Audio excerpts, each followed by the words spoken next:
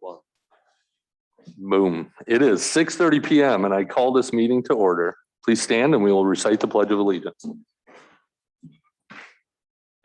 Pledge allegiance to the flag of the United States of America and to the republic for which it stands, one nation, under God, indivisible, with liberty and justice for all.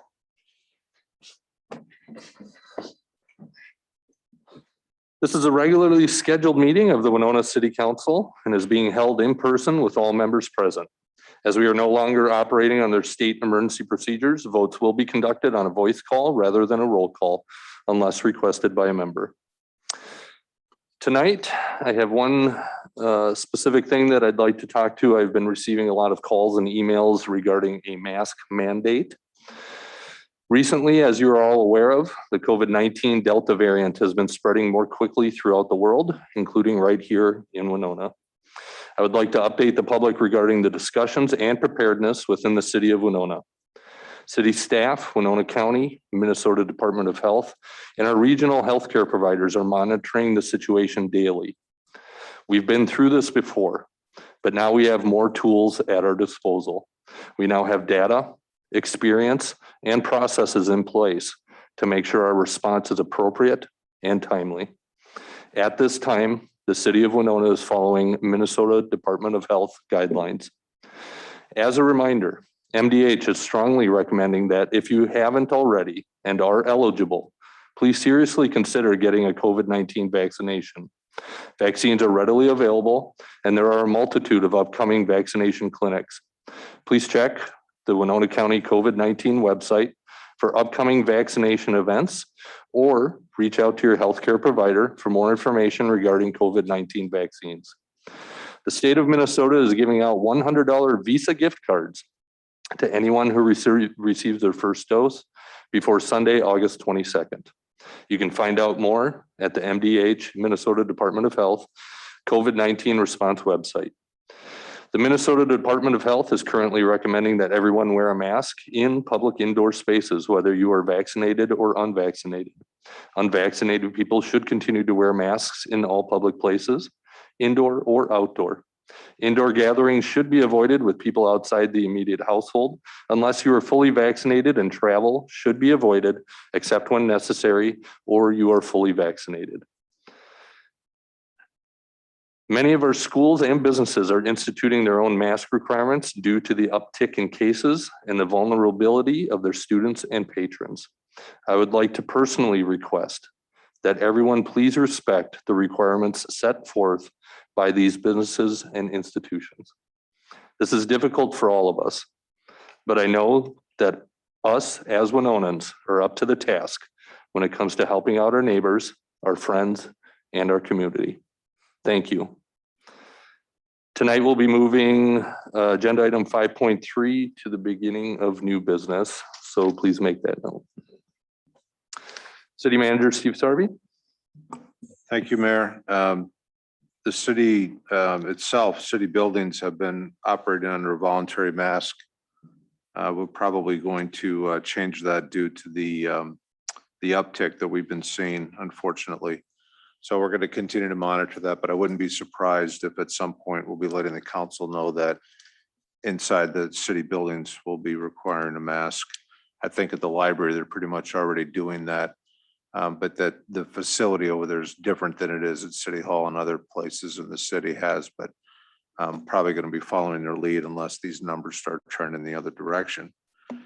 Secondly, just a shout out to the fire department. We've had a couple of structure fires, unfortunately, but they were quickly put out and no injuries and kept damage down to a minimum and didn't extend beyond those structures. So good work to our firefighters.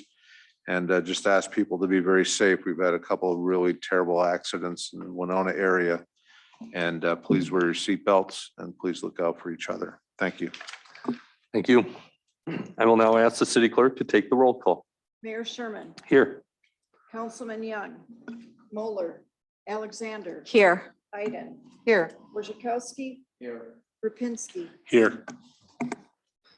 This is a reminder that the public is not allowed to speak during these agenda items unless you have a request before the council, and I have given you permission to speak. Item 3.1 is the appointments to the Fine Arts Commission of Bryn Artley and Jennifer Flager. So moved. Second that.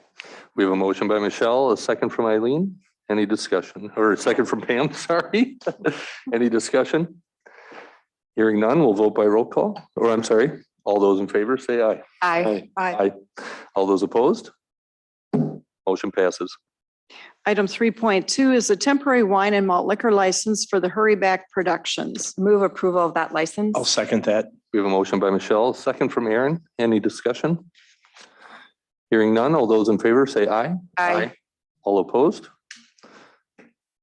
Motion passes. Mayor, excuse me. Yes, Are we sir. moving an item up? We will be moving 5.3 in front of 5.1 under new business. Okay, all right. Thank you. You're welcome. Item 3.3 is the temporary wine and malt liquor license for Habitat for Humanity. Move approval of that license. Second. We have a motion from Michelle, a second from Aaron. Any discussion? Hearing none, all those in favor, say aye. Opposed? Motion passes. Item 3.4 is the sign schedule. Make a motion to approve that schedule. Second. We have a motion by Michelle, a second from Aaron. Any discussion? Hearing none, all those in favor say aye. Opposed? Motion passes. Item 3.5 is to request vacation of the northern portion of Franklin Street and to set the public hearing. I Make a move to motion. approve the set the public hearing. I'll second. We have a motion from George, a second from Michelle. Any discussion? Hearing none, all those in favor say aye. Aye. Opposed? Motion passes. Under new business, item 5.3 is the 2022 Comprehensive Plan Consultant Recommendation. I'd make a motion to authorize the mayor and city clerk to sign the document. I'll second that. We have a motion from Michelle, a second from Aaron. Tonight, Carlos Espinoza will introduce Jeff Miller from HKGI.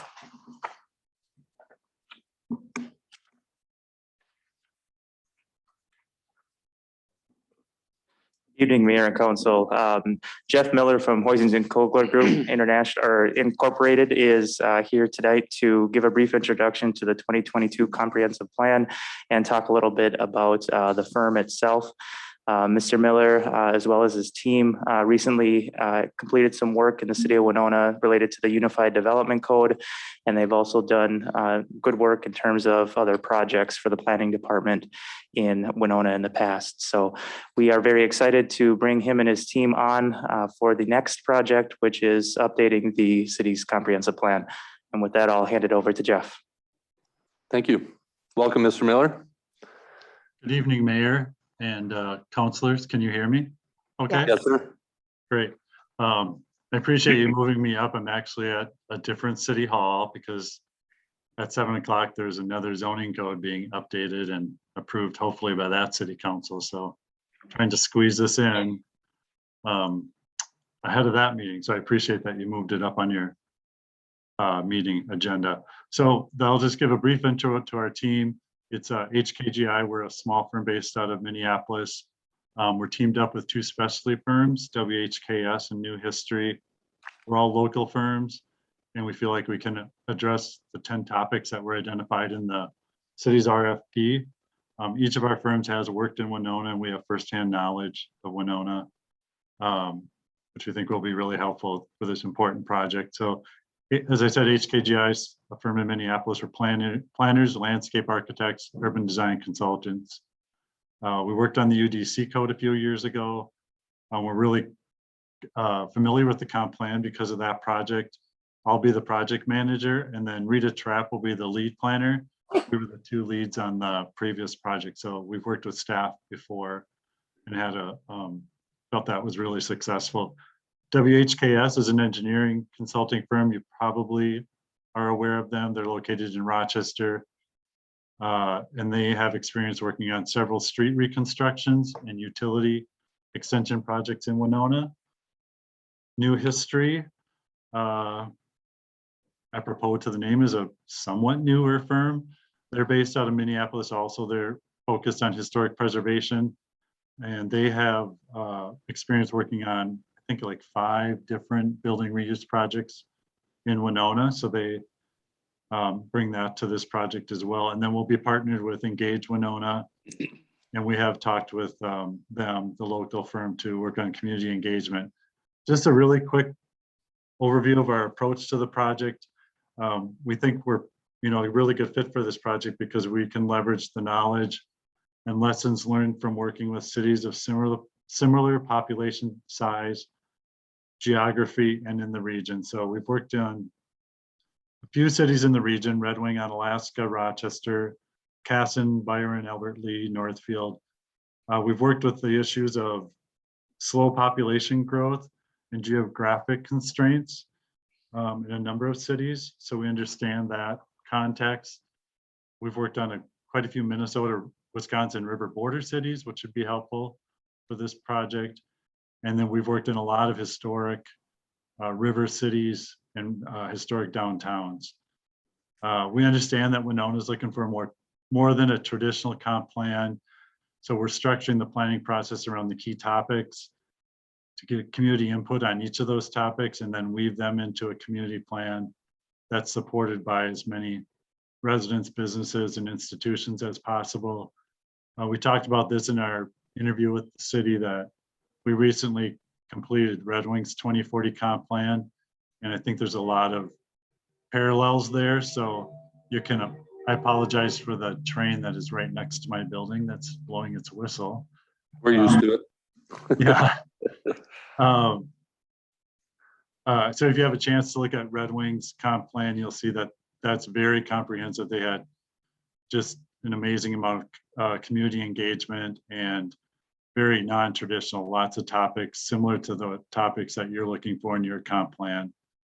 We'll look at community growth in a very holistic way, not just population growth, but look at growth and changes in household types, differing housing needs as people age, and affordabilities, lifestyle preferences, economic growth, and diversification. And we'll try to focus first on infill and redevelopment opportunities within the existing city before looking at exploring expansion areas. We'll be doing scenarios or concepts for redevelopment and growth. We'll be evaluating what that means for infrastructure, looking at the fiscal sustainability of some of those decisions.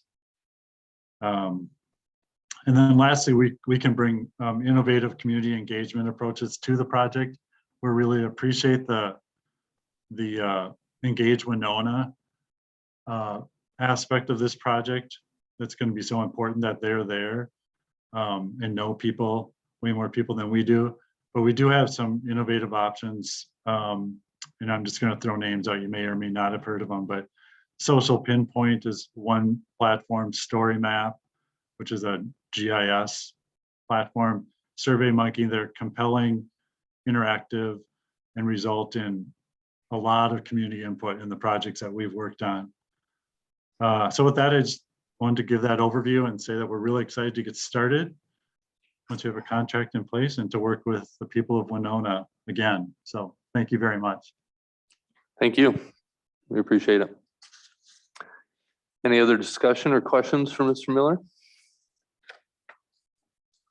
Hearing none. All those in favor, say aye. Aye. Aye.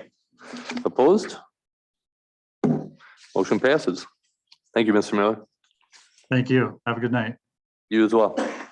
Moving back to item 5.1 is to set the date for public hearing to consider the resolution to levy assessments for unpaid charges. The hearing would be held on September 20th, and Jessica is on Zoom if you have questions for her. I make a motion to hold the public hearing and adopt the attached resolution. Second that. We have a motion from Michelle, a second from Pam. Does anybody have any questions for Jessica? Go ahead, George.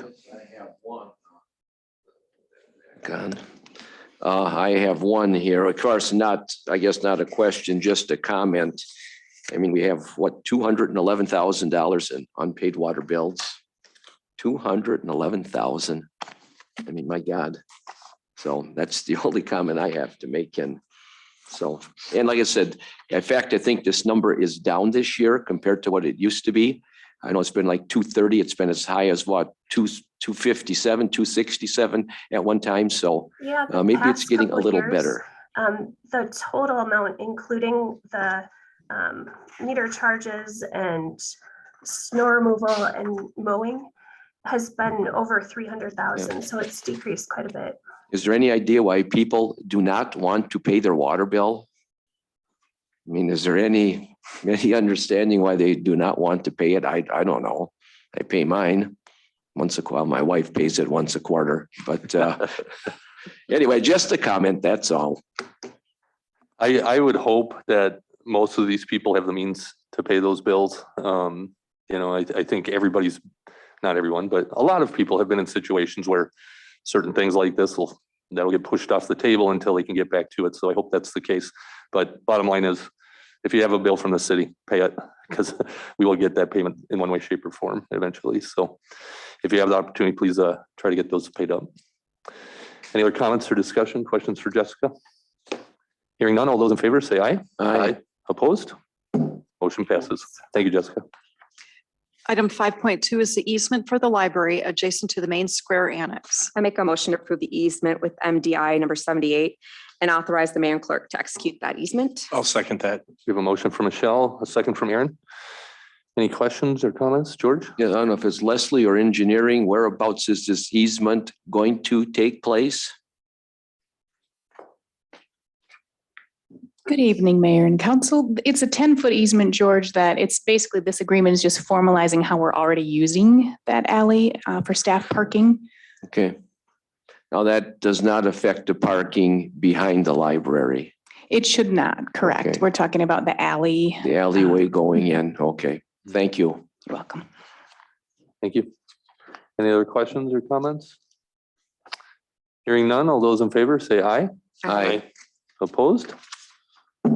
Motion passes. Item 5.4 is the ordinance amendment addressing micromobility. I would make a motion to introduce the draft ordinance into Winona City Code 51 I'll second and that. 61. We have a motion from Michelle, a second from Aaron. We do have Luke Sims here, Assistant City Planner, if there's any questions regarding the micromobility. Hearing none, all those in favor say aye. Aye. Opposed? Motion passes. Item 7.1 is council concerns. We'll start with Councilmember Worzakowski today. Thank you. I noticed everyone is sitting down and I have nothing. What? Come on, George. I have nothing this evening. I think dinner's waiting at home for you. Football season is starting. I know, not yet. Football Yeah, season. Vikings played on Saturday, George. We're getting ready Over for now, it. it's over now. Councilmember Alexander. Yes, two things. A reminder to everyone, school is about to start. Watch out for the little people and the buses. Be prepared. As of now, they're all heading back towards their actual buildings. And then a request, is it possible, please, that we get these pre-council, I guess if you have a program available before, that we can get them by email. So for me personally, if I can look through it and write notes or have questions written, it's easier for me to interact with the staff because I'm a visual learner. I need to write it out. I need to look at it.